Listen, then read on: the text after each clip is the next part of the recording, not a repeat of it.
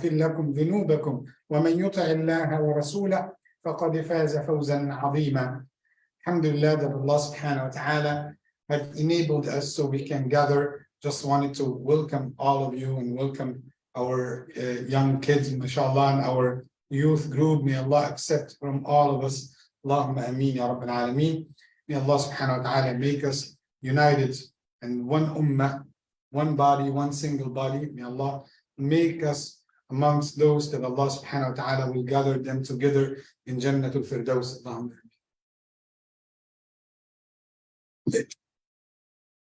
ameen. So ladies in the back, they can hear. Can they hear now? So if you can hear now, just let me know, please.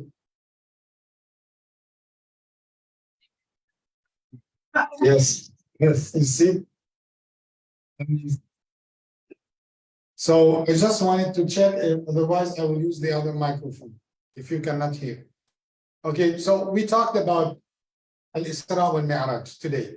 We talked about the night journey and ascension. Of course, lots of questions will come to you, will come to your mind, but I just wanted to ask you, what was the reason for the night journey and the ascension? What was the reason? It's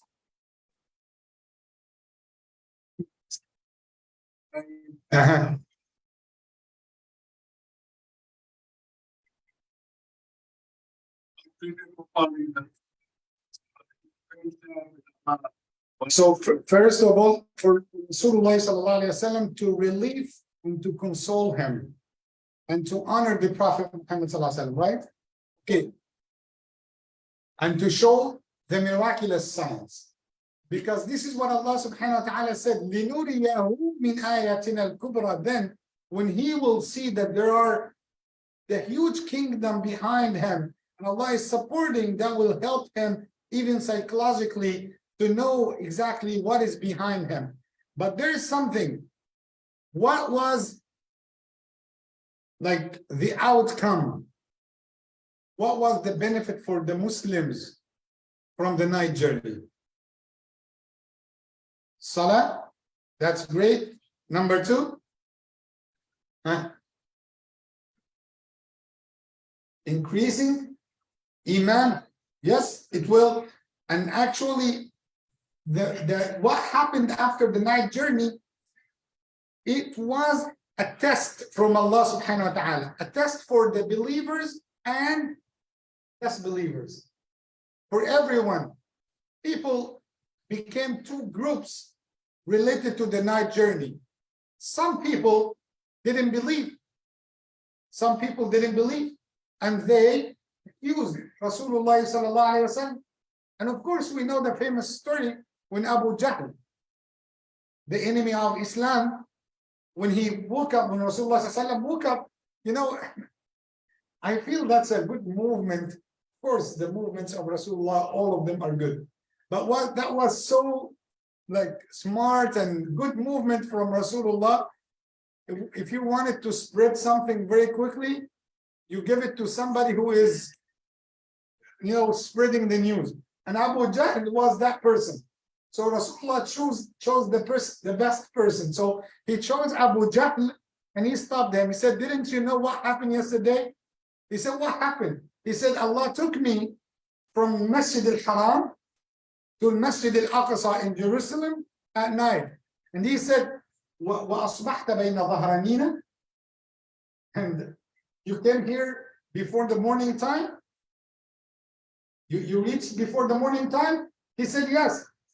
So he took that word from Rasulullah, but pay attention, Rasulullah didn't tell him about the Mi'raj, didn't tell him about the ascension. So he took the word and he started to spread it in the whole Mecca. You know, that was I wouldn't mention any of the names of the channels, okay? But that was the media at that time. And he met Abu Bakr as-Siddiq radiallahu anhu, the close friend to Rasulullah. He said, "Didn't you see what your friend, what did he say?" He thought that he caught Abu Bakr. Now, you will deny. Definitely, you will say that he is a liar. Now you will be in our side. now you will leave Islam and come back to worship idols. He said, what did my friend say? He said that he went from Al Masjid Al Haram to Masjid Al Aqsa in one night and he came back. So he said, I swear by Allah that I believe him, even if he said that he went to the heavens. You see, even if he said that he went to the heavens. So Abu Bakr had believed in Al-Mi'raj, in the ascension, before hearing about it. Because if you believe, and that's by the way, something, maybe it will take us a little bit to the fiqh, but do not get me wrong. I'm not taking you out of the topic, but it's related to the topic. Okay, to believe in Allah, that needs heart or mind? Both, right? Okay. ولو كان الإيمان بالعقل, if it was only the mind. The scholar said, you know something that we have in the fiqh to wipe over the socks? When you have a coldy, like a cold day, cold night, Brother Rashad, for example, wanted to make wudu and it is so cold. He is in Cleveland, Ohio. He's in Michigan, in Sterling Heights, in Dearborn, in Michigan, and he wanted to make wudu. So he had that socks, leather socks, or even fabric socks, but heavy one, thick one. And he, before he wear it, he had wudu. Can he wipe over it? Yes. For how long? 3 nights if he is a resident. Right?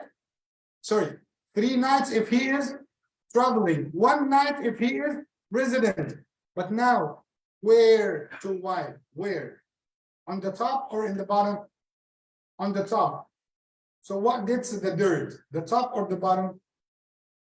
So why should I wipe over the top? This is what the Prophet Muhammad did and said, right? So we are following Rasulullah. That's why, let me say that phrase in Arabic. لو كان الدين بالعقل لكان المسح من أسفل الجورب أوجب من أعلاه. If it was only to the mind, if it was only just plain mind, so you're supposed to wipe from the bottom, not from the top. That's why Al-Isra wal-Mi'raj. Do you believe in Allah? Yes. Do you believe in the Quran? Yes. So whatever Allah will say, I believe. Whatever Allah would say, that's why Allah blamed some people before Islam. And he said, أَفَتُؤْمِنُونَ بِبَعْضِ الْكِتَابِ وَتَكْفُرُونَ بِبَعْضِ? Are you going to believe in portions of that book and deny others based on your mind, based on, you know, that's not something I like. That's not something I can accept. Maybe it was acceptable during that time. Maybe that is something like people will accept after 30 years from now. But I'm talking about you. If you believed in the source of the revelation, so do not accuse the source. Accuse yourself first. Maybe there's something I did not understand. Maybe there's a wisdom behind it. I did not get the knowledge yet. And you know, some of the young ages, when they watch a YouTube video or something, it makes their iman shake very quickly. Make them feel hesitant about Islam and about their aqidah, about their faith. Why? And they call, Imam, what about this? What about this? What about this? Yes, listen. When you get the key word, when you get the knowledge of that point, you will discover it was easy to be understandable. It was easy to understand it, but the problem was in me because I didn't get the knowledge. We are the ummah of what? Of Iqra. The first of revelation was read. We are the ummah of Iqra. But Unfortunately, the ummah of Iqra doesn't read. The ummah of Iqra don't read. That's why when they discovered what's the most two books that we are reading nowadays. No. I mean, people nowadays, what's the most common two books they are reading? Okay, How to Cook the Food and Interpretations of the Dream. So this is the ummah which eats and sleep. That's the most common two books for the search. How to Cook the Food and Interpretation of the Dreams. And then we accuse Islam, we accuse the Bukhari, we accuse the Hadith. No. That's not something right, Imam. That's not something that, how come Allah will say that? How could the Rasulullah say that? That's not about Islam. It's not about Rasulullah. It's not about you. That you didn't get the knowledge. And the other portion is, it was a test for the believers and the disbelievers. The disbelievers, we know what happened. But what about the believers? Lots of questions after the Isra and the Mi'raj started to arise. One of these questions, and sometimes it might come to your mind, when Rasulullah traveled and he went to the heavens and he passed Sidratul Muntaha. Do you remember Sidratul Muntaha? The tree of the very end? Yes, that's the end. Okay? So that no one can pass it, right? But I wanted just to tell you, Rasulullah passed this. But one of the questions might come to your mind, did Rasulullah see Allah? Did he see Allah? Okay, listen. Yes, there is a hadith. They said to Rasulullah when he came, Ya Rasulullah, hal ra'ayta rabbak? Did you see your Lord? He said, Nurun anna arah. I saw just light. How could I see Allah like this? I saw light. Sayyidah Aisha said, من قال أن رسول الله رأى ربه فقد أعظم على الله الفرية. Who said that Rasulullah saw Allah, that means he practiced injustice for Allah. That means what? He saw light, nur. The other thing, what about al-Buraq? What about al-Buraq? We said al-Buraq, that's what? The transportation. Okay. Bigger than what? Smaller than a mule, right? Okay, listen. And he said, sallallahu alayhi wasallam, it seems like it was for the rest of the prophets and messengers. And Rasulullah, when he reached to Masjid al-Aqsa, he tied the buraq into the same, piece of iron on the wall that the prophets and the messengers used to tie their buraq in. It seems like every prophet and messenger had Isra and Mi'raj somehow, but not to penetrate Sidratul Muntaha, not to go beyond Sidratul Muntaha. And he sallallahu alayhi wasallam said while he on Al-Buraq, when you put yourself on a horse, if you are a stranger, what the horse will do? Will jump, will shake, like something like this, So the Buraq did the same with Rasulullah sallallahu alaihi wasallam. Then Sayyidina Jibreel said what to the Buraq? Uthbut, like be steady, stand firm. فَوَاللَّهِ مَا رَكِبَكَ أَفْضَلَ مِنْهُ. No one had came to this point better than Muhammad sallallahu alaihi wasallam. So this is the Buraq. We said the lightning speed. And now you can imagine Allah ala kulli shay'in qadir. Allah is like having the ability to do everything, is capable of doing everything. To take the Prophet Muhammad ﷺ from the Masjid al-Haram to the Masjid al-Aqsa. So where is the Umrah team? Just raise your hand. Umrah team. Umrah team. Hamza. Okay. Hajj Wajdi. Brother Muhammad. Inshallah. That's no, it's not my team. I'm sorry. No. We need my team. Sorry. My team, they are taking. Astaghfirullah. My team got the certificate. You know, this is a certified Umrah. Okay. Astaghfirullah. So you see the space, like the distance between Medina and Mecca, and you see the mountains. You see how it's so difficult to Rasulullah to migrate from Mecca to Medina. Now he's traveling from Mecca to Masjid al-Aqsa, to Jerusalem. And he went to the seven heavens and came back, all that in a portion of a night, in part of the night, not even the entire night.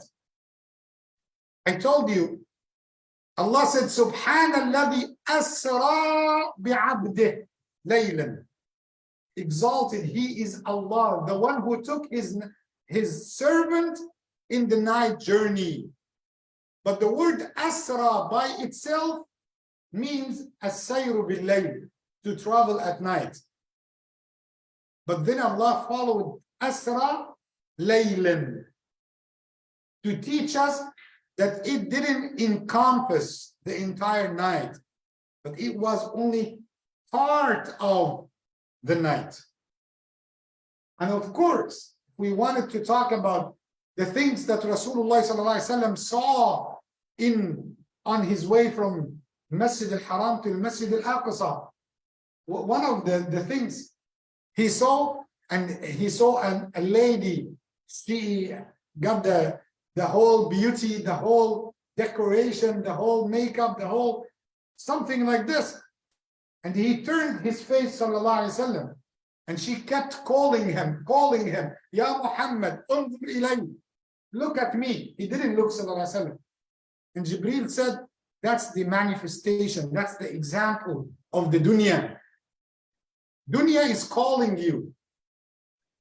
And one of the things that he had during his journey from the Masjid al-Haram to the Masjid al-Aqsa, that he smelled something good. So what did Jibreel say? That's the smell of the grave of the one who used to comb the hair of the daughter of Fir'aun. She has a story behind it. You know Fir'aun, the tyrant person, the dictator? He had a servant in the castle. She was taking care of his daughter, combing her hair. And one day, and one time, the comb like fell in the ground. She wanted to pick it up, and she said what? Bismillah. He said, Bismillah, in the name of Allah, God? Do you mean my father?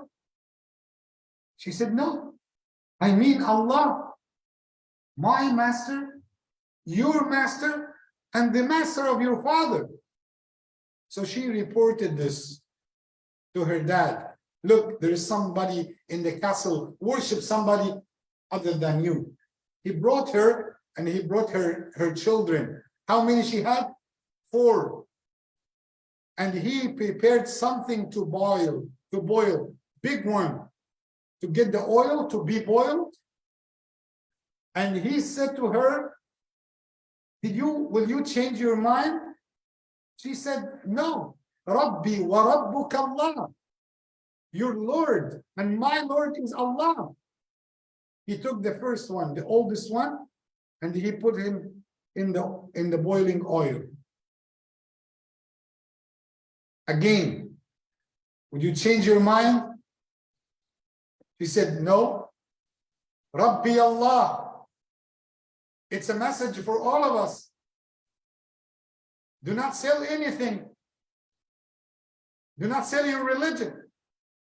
Do not exchange your religion with anything in this dunya. You have nothing better than Allah and your religion. That's your identity. That's who you are. Then he got the second. She refused, and he put it in the big container. Then the third one. And she refused to accept him as a God.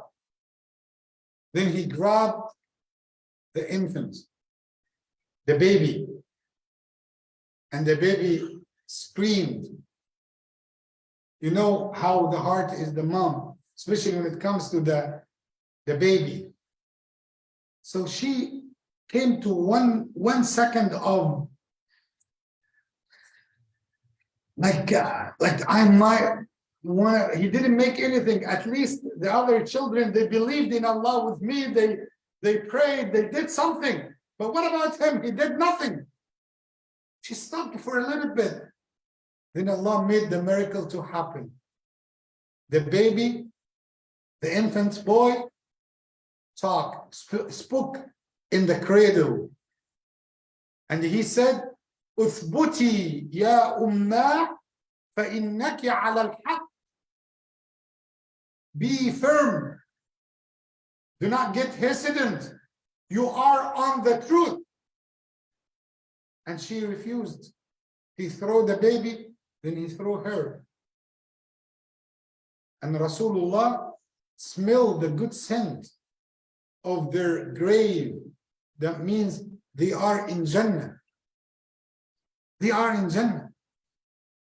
Lots of lessons. I told you today in the khutbah, there are many things related to Isra. I was talking to Imam Hisham today, and he said, one khutbah will not be enough for this talk, right? That's right. One khutbah will not be enough. One lecture will not be enough. If I told you about the things that Rasulullah saw about the people of Jannah, the people of Jahannam, that's amazing. We need to take every example as a lesson for us. I want you to dig deep into that topic, the night journey and the ascension. It was that sign for Rasulullah that you are not alone.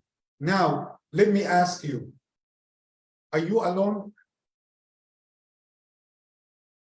We are not alone, because we have Allah on our side.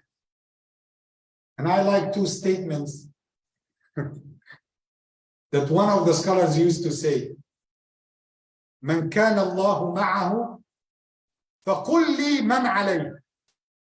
If Allah on your side, then tell me who is against you. It doesn't matter. It doesn't matter. If you have Allah on your side, it doesn't matter who is against me. He's a human being. If he got pain in his stomach, he will keep the entire night crying. Right?